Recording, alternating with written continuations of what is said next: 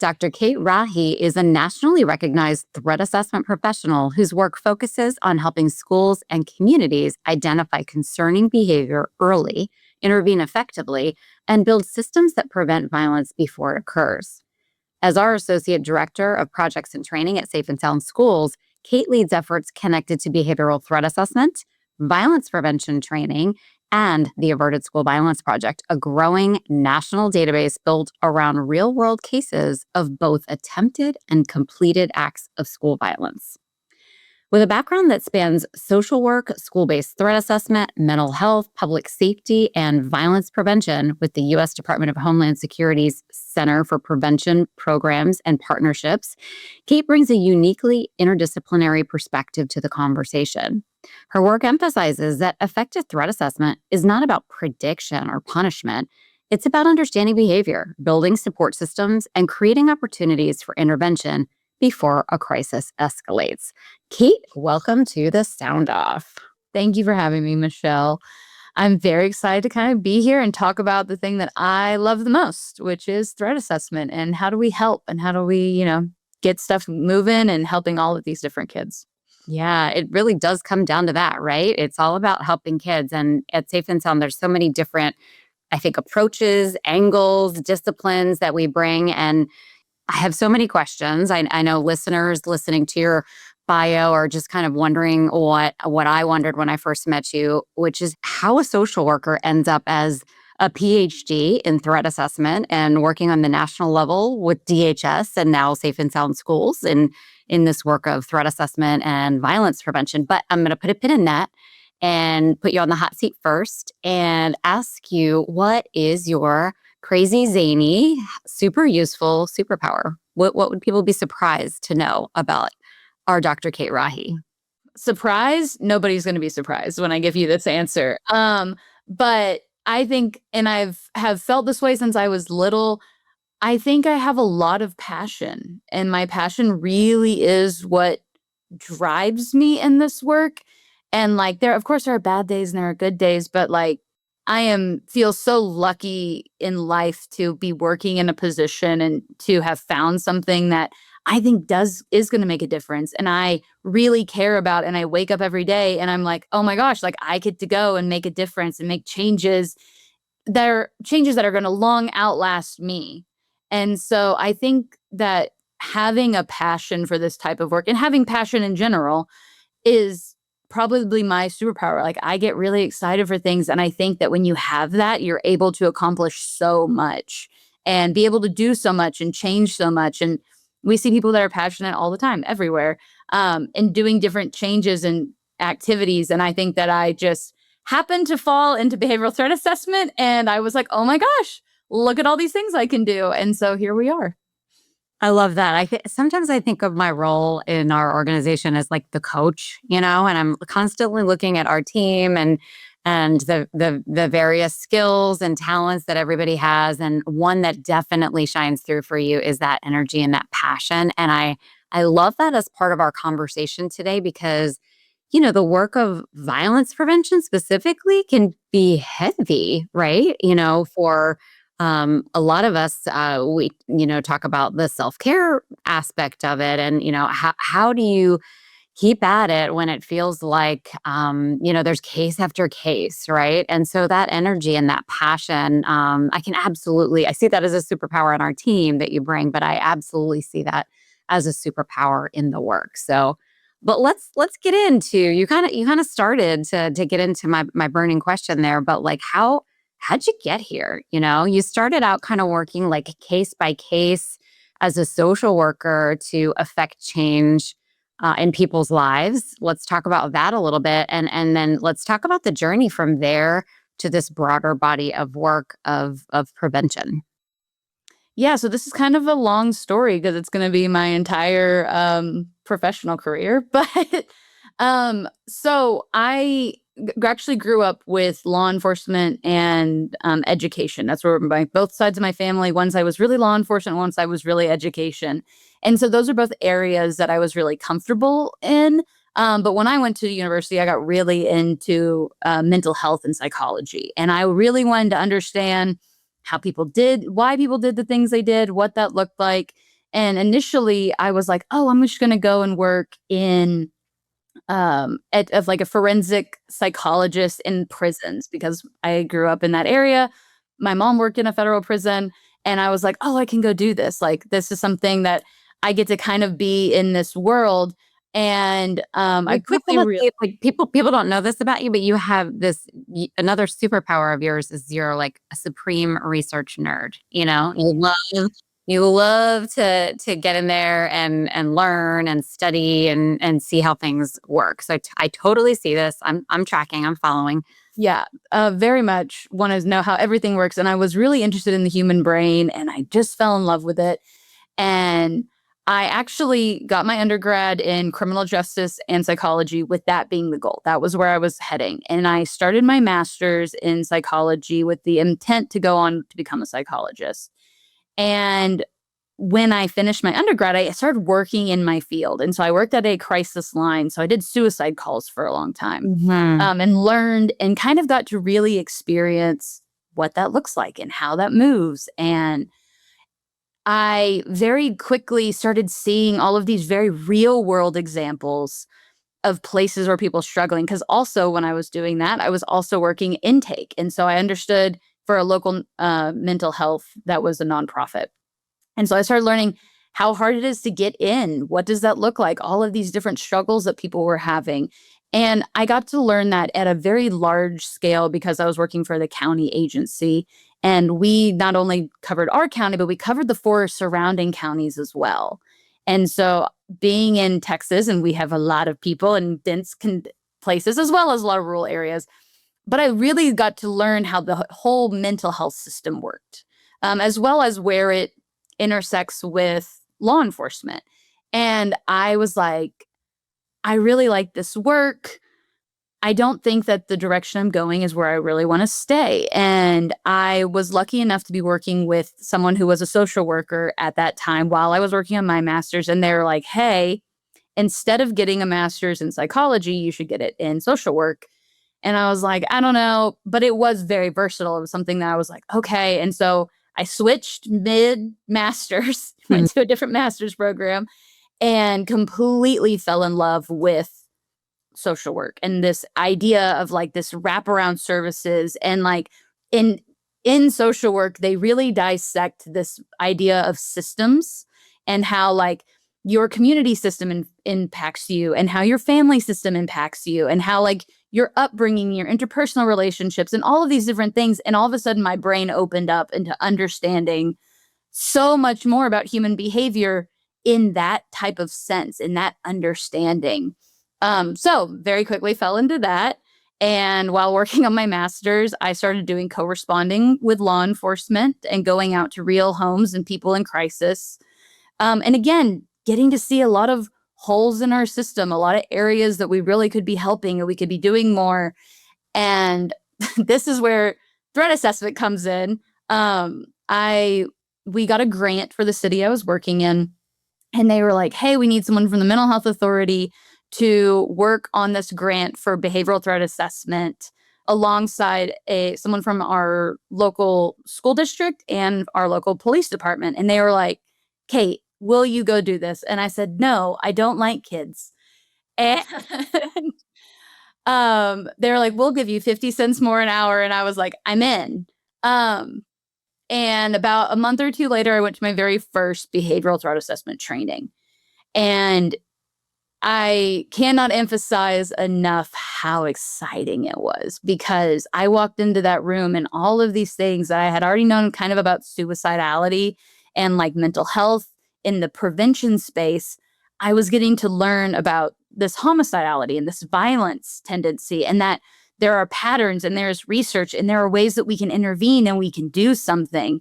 And something my dad always said when I was growing up, and he still says to this day, is that my kids are going to be part of the solution and not part of the problem. Wow. And I was like, this is what we should all be doing. Why are we not all doing threat assessment all of the time? And so I very much fell in love with it. I got to help build a system with my two partners also under that grant, and to for a very large school district, and really got to learn a lot through trial and error as well of how do you do this? How do you bring these ideas? How do you bring prevention to the forefront on top of everything else schools are already doing, on top of what, different law enforcement avenues that are being used, different focuses on teaching versus arresting, and all these different things. And it was really kind of a full circle moment because I, as a mental health professional, and now working with law enforcement and schools, which is what I grew up in. And so it felt very much at home of like, this is where I was supposed to end up. Um, and I guess I did pretty good at it. And we were one of the first districts in our area that really adopted it. And we went and started teaching other places because Texas passed a law requiring it in all public schools. And so we went and helped all of our neighbors and tried to build a coalition of like, hey, here's how we're doing it. So we were talking the same language because at that point we weren't standardized yet. So everyone was learning from one another. And it was really great. So I worked in that district and I co-responded, unfortunately, to a disaster in one of our neighboring districts where they had a shooting. Luckily, nobody passed, but it was a tragedy. We had to do reunification, all of those things. And in that, someone who I had already built a really good relationship with was like, we have to build our threat assessment team. And so I moved on to that district and I got to work and build and adapt their threat assessment team. I got to hire analysts and I got to really build it with all of this knowledge that I had learned from my previous district on, okay, well, we know this doesn't work. We know this doesn't land. We know this is how this is. And get to build this beautiful thing with people who were also really passionate and really cared about helping kids. And I got to find that when I got to hire people to work under me as well of these people care. This is something that is in their core too, because I don't think you can teach that. I think that you have to find people that have it. It's got to be their superpower too, right? I think, that I can hear the energy as you talk about, step by step, just kind of learning the skills and the disciplines and the perspectives that really all come together in the work of prevention. You talked about co-responding, and I want to unpack that a little bit more because I think it's such a fascinating model we've seen several communities in Texas and around the country kind of experiment with it, and the results are really powerful. I would imagine, as part of your journey in prevention, that there were some probably pretty impactful experiences. Can you share, of course, no names, but share a little bit about maybe an experience or two that really opened your eyes to the possibility of rethinking how we respond to folks in crisis, in need, and connect them with resources to prevent violence and self-harm and any number of negative outcomes. Yeah, I think, and this is actually something I noticed at the crisis line and when I was doing co-responding, was this fact that people would like call for help. So with my co-responding, we of course went to active cases, and those were always definitely the bigger, but those are people in active mental health crises. And so for those, it's a lot of like, we're going to take you to the psych hospital. We're going to assist you in like making sure that you're okay in that active crisis. But a lot of what I did when we were doing co-responding is we did a lot of follow-up. So people who had been on other mental health calls, we then followed up to give them resources, to give them this extra help. And what I realized so often was that when we would get there and knock on the door and they would be home and I would get to talk to them of like, oh my gosh, I didn't know that people cared. I didn't think that the city would have someone come out and do this, or like that these were options for me, if rather that be housing or assisting in domestic violence situations or providing them with counseling, whether that be telehealth or in person, helping them with transportation and so many things. So that was in a big metroplex area. And so there were so many things that, unfortunately, no matter how much all of our nonprofits really try to like get that message out, that they just weren't getting to these people. And so getting to be that conduit of kind of giving that little bit of hope of like, you're not in this by yourself is a really big thing. And I think it's one of the most impactful things. And it's also one of the most heartwarming things that you got to go and someone who was really at their lowest of their low and help them kind of stand back up and to realize it's possible because there were some people that we followed up with several times and just to get to see them increasingly become more happy and to be better and to get a stable job and do all these different things was so fulfilling. Even if it was just one person, it was like a difference that you got to visibly see was being made, and you didn't always get that opportunity. There's plenty of times that people didn't open the Yeah. door, Yeah. but there was a lot of that. I would say like a good amount of those cases, and I would get to call and follow up and check on them. And it was really good. I really enjoyed I that. think about too, like what that communicates. It's such a different way of thinking, and just to clarify for folks listening, so co-responding is a model where we've got this multidisciplinary team that's coming up. So minimally, like in your model, for example, it's a law enforcement representative and a social worker, right?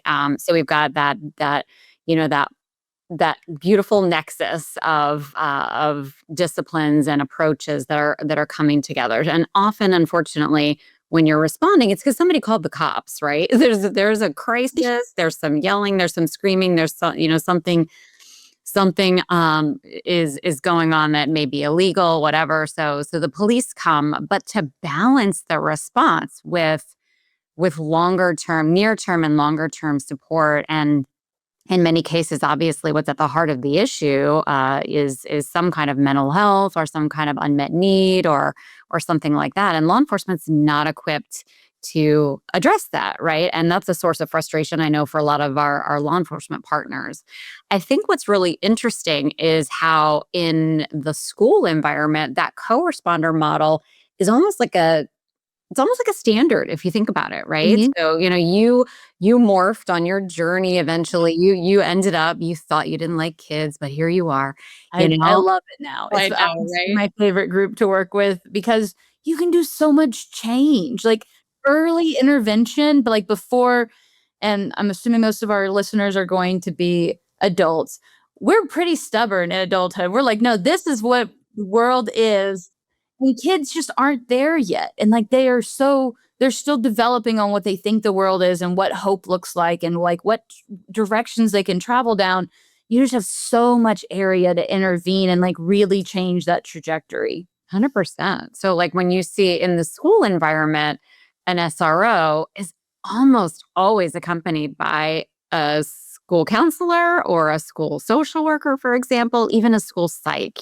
So we see that same kind of duo working really well in the school environment. And I would argue, to your point, right, is it is exponentially more impactful because we've got these little sponges, and they're eager for help. They're more open to relationships. They don't necessarily have all the biases that we have as grown-ups, the sort of, opinion stigma, all of that baggage. So they have other baggage, of course, but Yeah.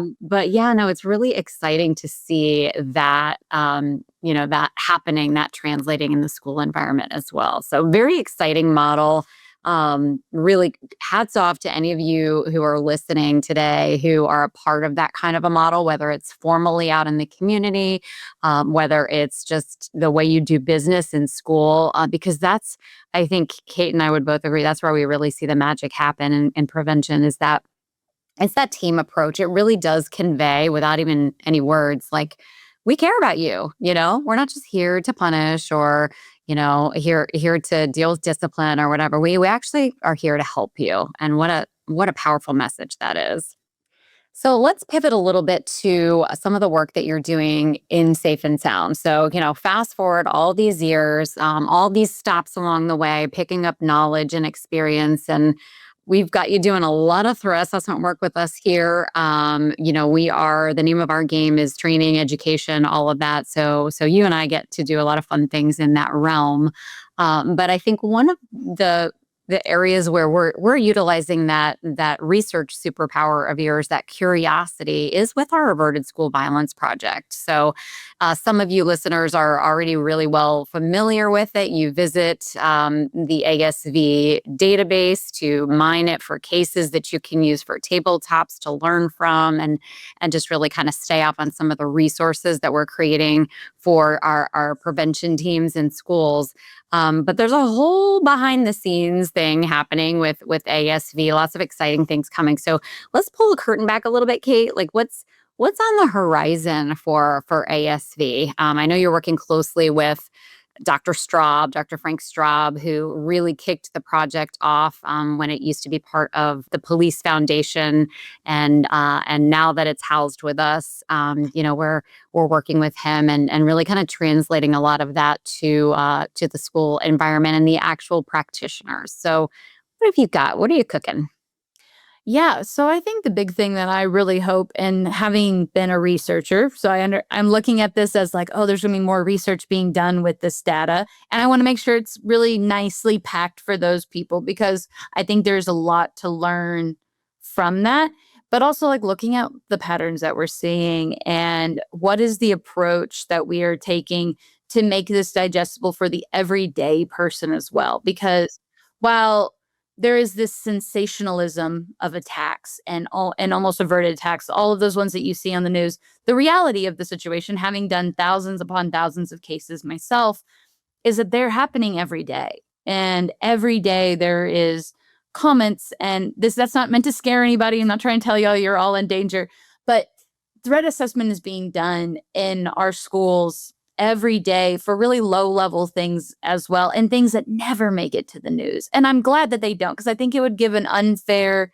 feeling of fear that's not necessarily needed.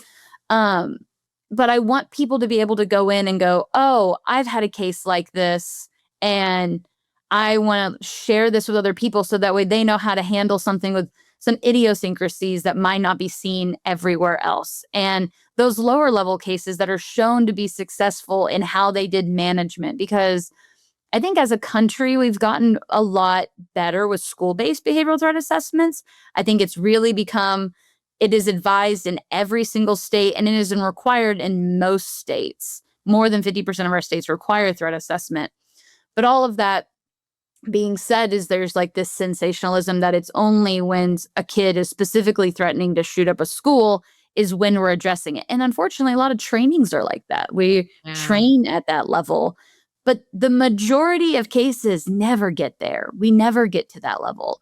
And so having people come in and put in cases that are concerning and then show that management works and focus on that management level, I think is really big. And I think that's really the solution of how do we help kids once we realize this? Great, we've gotten good at identifying, hey, there's a problem, but what is the solution of managing this? And that looks so different in so many different communities just based on resources, that having a good plethora and a database that has that information is really great. And to show it off and boast about it. My other big thing that I'm hoping we can get to sooner rather than later is trying to change this narrative of these cases. So, like, I'm in Texas. I'm going to keep using them as an example. If you search our database by Texas, you see a pretty high number.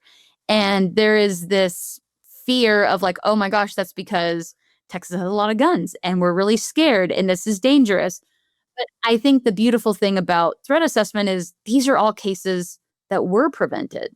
These are cases that we were able to intervene on. We saw this concern and we were able to do something before something bad happened.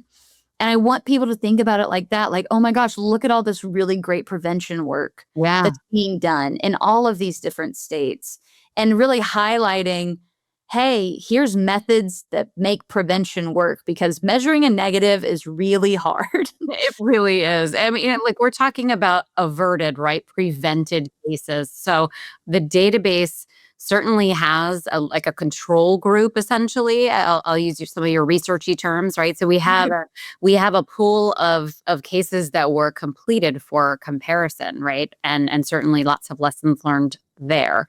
But this is unique in that we're looking at, hey, things are working in schools on the regular. Let's mine those. Let's build up that prevention tool belt essentially for folks. Because to your point, when we're focusing on those high level near miss cases, the tool belt, let's be honest, it's kind of narrow. It's like Yeah. somebody at the last minute heard and reported to law enforcement. So that was the tool that was used, right? Like, and it was stopped at the last minute.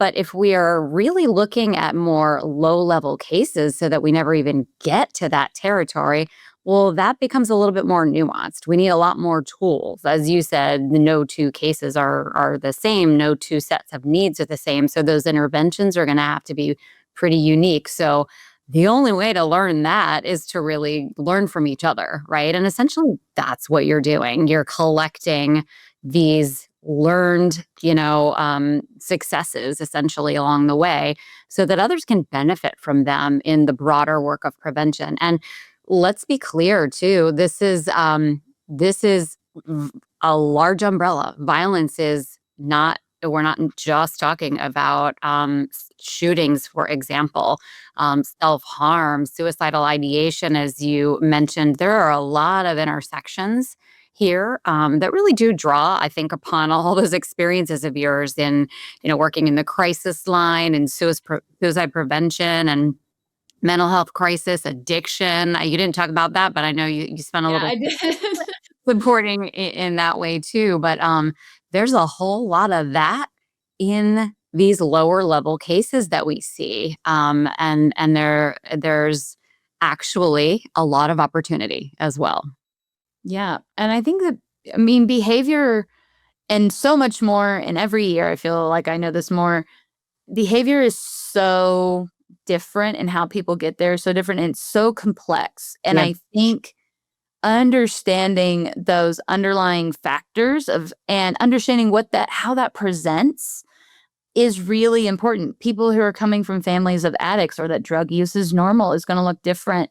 And you talked about a lot of different types of violence. And I think that is something that gets missed in this because while it's still suicidality, violence to self, there's also gang violence in our schools. There's also sexual violence in our schools. And those things are also the tools and the things that you learn through threat assessment and like looking at the whole of the individual and trying to determine what that risk is. And then how do we best help can be utilized across the board in so many different areas. And so I don't think that they're in silos. I think you have to work really closely. And I know that was a big thing whenever I was working in my second district of like, we have to talk to SPED and we have to talk to counseling and we have to get all these people on board so we're all talking the same language. Because I, as a threat assessment person, cannot solve all these problems. Like it is going to very quickly become out of my control. yeah. And it's really exciting as a school somebody who came up in schools. Like I intentionally went and I knew I loved kids. I knew I wanted to be there, right? So I landed there. That's kind of where I sort of came up. I say, I kind of grew up as a professional in that environment, and we do get exhausted in the school environment with, you have to learn this new thing, this new process. There's this committee for this, and this subgroup for that, and this working group for that. And I just love that even though we're dealing with complex problems and systems, we're doing it together, and the work becomes lighter somehow that way. It becomes faster, becomes more effective. We're literally leveraging everybody's collective experience, their network of networks is kind of like how I like to refer to it. And it's just magical. And I really think it's where we got to be, in prevention in schools, because I think it's the only way. It's the only way to manage it. If we want to be too really hyper specific about all of these different things and try to be a jack of all trades, it's just not going to work. Yeah. So we really need to work as one cohesive team with a lot of different backgrounds. So it's Yeah. it's exciting. It's exciting to see how that all comes together. One theme that we often hear about is that somebody always knows, before the worst thing happens, before a horrible attack. Often in retrospect, when we're talking about a completed act of some kind of violence or self-harm, it seems like there's always this conversation about, well, yes, I heard, I reported, I this, I that, and that information, comes out, and it's disheartening. It's heartbreaking to hear that we missed an opportunity. We missed an opportunity to intervene. So I think that really comes down to how we work together in the school community to create a culture where that kind of knowledge doesn't get stuck, that it gets to the right people, that it gets to you, that it gets to the SRO, that it gets to the team. So what did you see, working in different communities and districts that was an effective strategy for creating that culture that we all participate in this, right? Even if we're students, we're classroom teachers, we're custodians, we're parents. How can we just do that? Well, what I say to I now go around and teach this a lot. So I have a couple things with this that I am always really big, especially for people starting off at the beginning. The very first thing is an anonymous reporting mechanism that y'all actually monitor, whatever that looks like, because no matter how great of a relationship that you get or all of these different aspects, there is going to be that fear of telling an adult from a kid's perspective. Yeah. And that's scary. And while we want and we hope to kind of get rid of that, someone knowing here's how I report is big. And then the next thing is just education on what it is that we're looking for. What are those concerning behaviors? A big thing that I see a lot in different trainings, and it's also in a lot of my trainings, is if something concerns you, report it. And that's really vague. But sometimes those warning signs are really vague. They're not direct. They're not, I'm going to shoot up the school. It's not, I'm really into other mass shooters. They are vague. There are weird things that like really signal off to us of something's up and I need to intervene. Mm-hmm. And so allowing them a space for that is huge. Educating them on what we're looking for, like, hey, if you're hearing, and being kind of clear about that. If you're hearing people talk about weapons in an inappropriate manner, we want to know. If you're hearing people make comments about killing each other, we want to know. If you are concerned about any type of stalking, if certain types of bullying, we want to know. We want to be involved. We want to be able to look at that from the wisdom of being an adult and being able to assess that for what it is. Is it, kids being kids, which a lot of times it is, or is there something else going on? So kids wise, I think there's more, but I'm going to put a pin on that and go to the other, which is training your teachers is so incredibly important. Explain to them the process, explain to them what we're doing, because I think at the heart of hearts for teachers, and I've learned this from doing a lot of trainings with teachers, they are concerned. They are seeing this. They just have no idea what to do with it. And they don't want to feel like they're overreacting and put a target on their head with their admin of like, oh, well, they're always, what is the phrase? I want to say calling wolf, but that's not what it is. Yeah, like the teacher who cried Yeah, wolf. he Yeah. cried wolf, that's what it is. Yeah. But Mhm. that's very much a feeling, and so it also gives them an area of being able to anonymously report, but also that they have the backing, "Hey, we want to know these things. Here's what we wanna know, like, we will investigate, we will handle this." Because it's not the teacher's job to decide, "Yes, this is really a threat," or "No, it's not." They're one person trying normally to take care of 30 kids. Please report it. Please let the people who are trained to do this take care of it and look at it. I think that's a really important lesson. I want to stop there and just underscore that, because I would say that for teachers, for administrators, for counselors, it's not your job to investigate. It's not your job to get to the bottom of it. Your job is simply to say, something's not right. Here's Yeah. what I observed and experienced. And that, hopefully takes a little bit of the pressure off, because if something's not right, then our behavioral threat assessment team is going to do the work. We're going to look into it, might have other questions, but you don't need to worry that you're getting somebody in trouble. You're just saying, wait a minute, there's something here. We need to take another look here. There may be a need. There may be, something we can step in and help with, right? But but that's not any one individual's job, not a student, not a teacher, not a parent. The job though is to recognize, and I think you said it so beautifully, it's education, it's training. So educating our staff, educating our students, pay attention. If you're feeling uncomfortable around that person and you feel like you're pulling away, I don't want to hang out with them anymore because I don't know, they just give me a weird feeling. That's important to be able to recognize, right? That's your own intuition, your own gut that something's going on there. Yeah, and I think that that kinda goes the same with parents, which was my next area.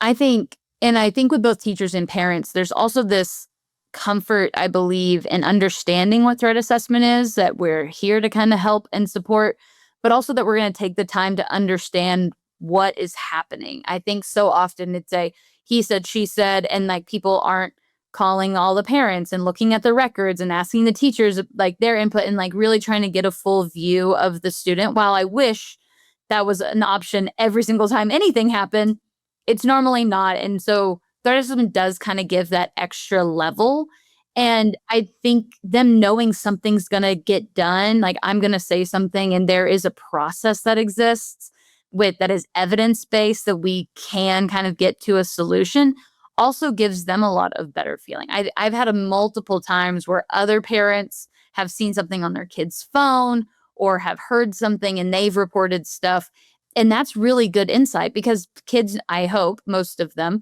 would feel more comfortable telling their parents something is going on, and then the parents knowing, "Oh, I know that the schools have this and they can do that." Because some of it doesn't feel like you should be calling the police, but you're like, "This is weird.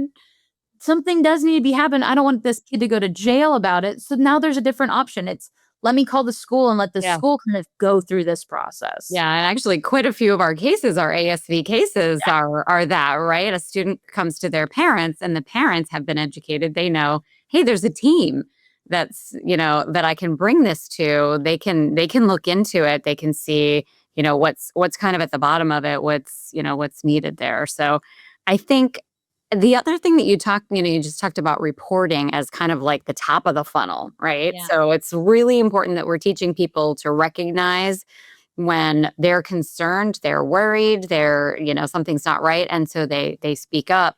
But it's not good enough to just speak up, right? That's a really critically important first step. But we have to have this process where we're receiving that information and we are actually doing something. Because, Kate, what happens if we don't? People are reporting, they're inputting into our anonymous system or they're telling us. I mean, it's tragic. And we have seen examples of this, terrible examples, tragic examples of this. What happens though when people are putting information in and we don't look like we're doing anything? Well, this is kind of a darker topic. Because unfortunately, one, we're probably going to lose reporting because people don't feel like they can trust it. But also, the worst outcome is there's liability things that you knew and you didn't do anything. Um, and as long as you're acting in best faith, like we are protected by our legal system in our schools, like that is something. But when you're negligent and you aren't acting on that information, it puts a bad situation there. And the worst case situation, ends up in the loss of lives. Yeah. And I think that there is a Total loss propensity. of confidence, right? Yeah.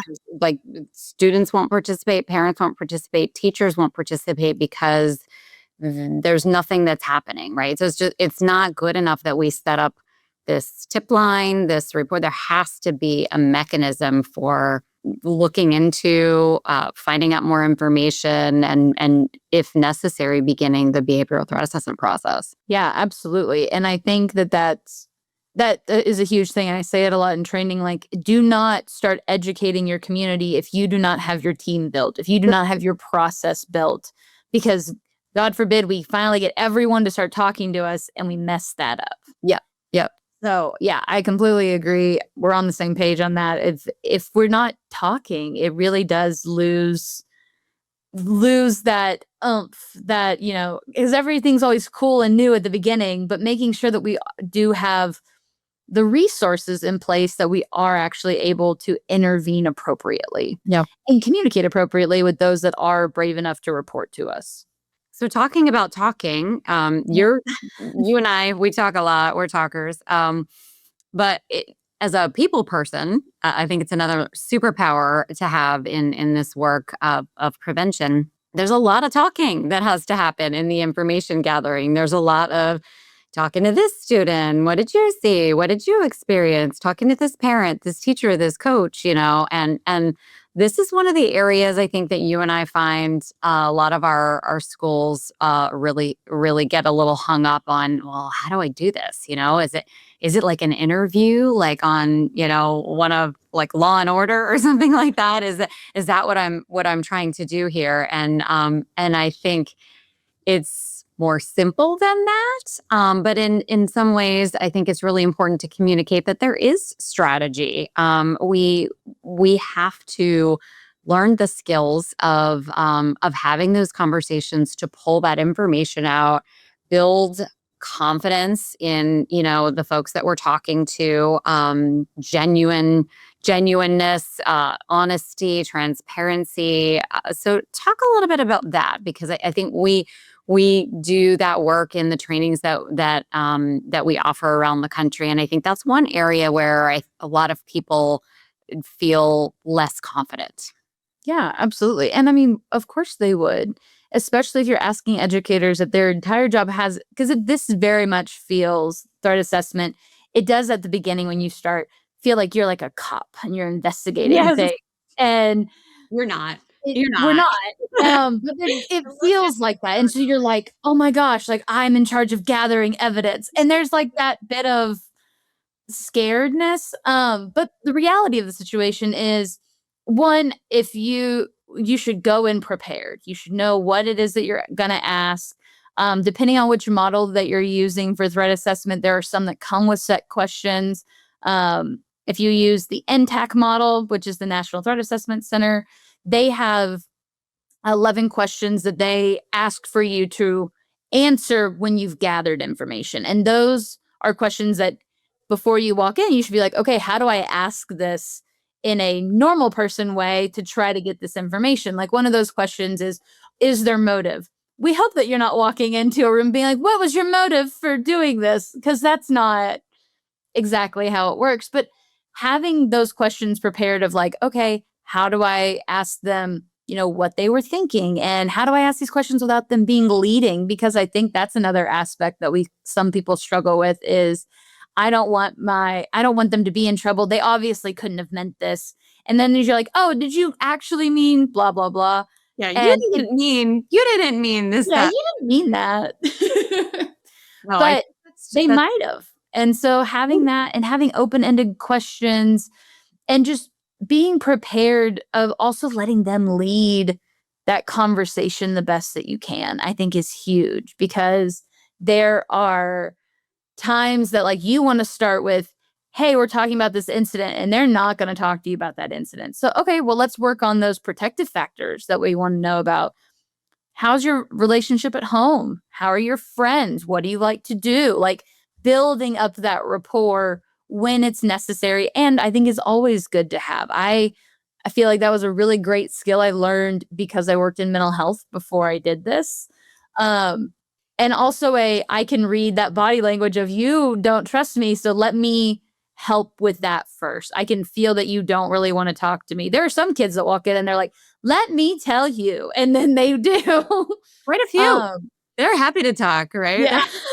Somebody's uh, listening to me. I'm the center of attention. Absolutely. But there are many kids, especially when you get up to your teen years, that look at you like you are out to get them. Yeah. And I think it's really important to build rapport there and to let them know, I'm not here really to get you in trouble, but I'm here to understand your perspective of what happened. And if they don't want to talk to you, like I can only go off what everyone else says unless you tell me, kind of where you're at and allowing that to really be a conversation. I had the privilege that I wasn't an admin or a counselor at the schools where I was going. So I also got a lot more casual conversations because these people didn't know me as an authority figure. I was still an adult coming in and talking to a child, but I had more sway in the way that I could speak to them because I wasn't that authority figure. And I was like, hey, I just need to know what's going on so we can better figure out how best to help you. I was also always thinks, and I think this is good for everyone, don't lie to the kids. No, Don't. If never. Mm-mm. it will backfire.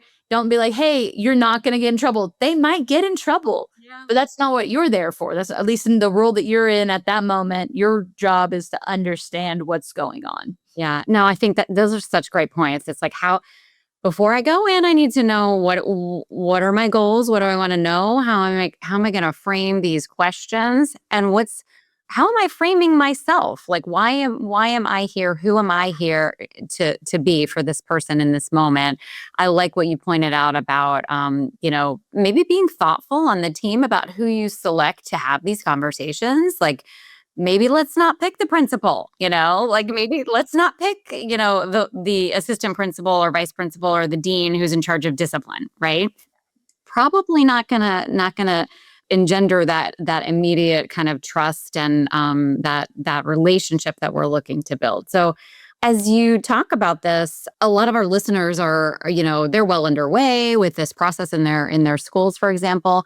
Others are just learning about it. We'll have parents and students even listening that are learning about this process. And I think a lot of others are just beginning it in their schools. So what are some of the basics? What are the things that you've got to have to get this process going and really for those who have it going, like keep it going? What are the foundational elements? Oh, you asked for a few, and I just feel like there's so many I've learned through the years on this. For schools, leadership buy-in is going to be big. You need this to be a priority. You need this to be something that is backed, because there's going to be times that you need leadership involved. There's going to be cases that are very extreme, and you need to know that your leadership understands what's going on and be able to call them and work with them and for them to take it as seriously into those situations that they are. You're going to have parents that are upset, and you need to have leadership needs to be able to give that background and give that insight as to what it is that we're doing, because I've had multiple parents call all the way up to my superintendent's office in both of my districts that I worked in. And so understanding that that is going to happen, and you need to be able to communicate effectively of what is threat assessment and that it is a supportive process, and we have to do the exact same process for every single kid, and that includes even that parent who is upset, which we already talk about. We already do that with bullying. We already do that with suicidality. We already do that with special education. We need to have that same consistency in threat assessment as well. So that was one, and I'm gonna continue on this soapbox. So, I think reporting we've already covered. That's really, really big. Educating everyone on what to report is really big. Working in conjunction with all of our supportive services that we have on campus, as well as what we have in our community, because while I think schools are this wonderful place of a lot of really good resources, the problems don't stop at your doors. And so, how is it that we can best support them if they withdraw, if they go back into their community, if there's issues at home, if it's out of the depth of what the schools can handle, like some severe mental health issues? Having connections with your local resources, with your local police department that also knows what threat assessment is, how to handle this, as well as our mental health professionals in our community. I've worked with countless psych hospitals, and we did a lot of education when we first launched of, hey, here's what threat assessment is. Here's what it is. We will call and give y'all information if we really feel like, that message is needed. And really having a cohesive community that's also supporting you is really important. I already said consistency. Please, please, please be consistent. And then my biggest and my favorite part of threat assessment, and I think is really where the rubber meets the road on a great threat assessment program or just one that's happening, is management and follow-up. We have to have good management. Me being a social worker and loving that part, we are given so much data and information on these kids through this process. We know what they're interested in. We know how their relationship with their parents are, how their relationship with their teachers are, their peers, what probably led them to this reaction of why we're looking into them. And now we have the opportunity to build a management plan to help some of those things, to help get these kids off of this pathway or this trajectory that they're currently on, and give them maybe a mentor, maybe counseling, maybe assisting parents with some basic need things, and giving them that perspective and that hope that we're not just here to punish our way out of it, but we're here to really help support and make them constructive members of society that are going to go out and be good and have these tools and these coping skills. They're going to outlast them. Now, that doesn't mean we don't have different things of safety protocols and bag checks and all of those things that are super important. But my favorite part about management is that we are addressing that underlying reason of how we got here. And I think that's what makes it different. I think, and that was what sold me when I first learned about it, is this beautiful nature of we can help, we can do interventions. We don't have to wait for it to be a criminal offense or a weapon to be on campus before we can do something. So many great thoughts there, Kate. I feel like at this moment, it's a really good opportunity for us to kind of sum it all up for folks. So if I gave you only 60 seconds to sound off on the most important thing that you want our schools to know about prevention, what would that be? That we have the tools, that prevention is possible, and we are already able to do that. And I've seen it work, and I promise you that it works. And I think the big thing here is that we don't have to wait. We don't have to wait for the big thing to happen. We don't have to wait for there to be a weapon, but we have the knowledge and the skills to notice, hey, something's wrong, and intervene immediately, and not when we're, seconds away from a mass disaster, but when we see that first warning sign. Because we never know, is it our first warning sign, or is it just the first one that we're seeing? How many other ones have there been? And the beauty about threat assessment is that we now have an entire team whose job it is to figure out if there's been more warning signs, to figure out how we got here, and then to help bring us there, whether that be our school resource officers, our outside police department, our social workers, our mental health psychs, our teachers, our parents, our students. We all have this view and this perspective. And if we all are coming together with the goal of helping and preventing these things, I think that that is the way that we change our trajectory and we really move into prevention instead of just responding to these types of incidences. Well said. We are all in it together. Thank you so much. This has been Kate Rahi, Dr. Kate Rahi, with us here on The Sound Off.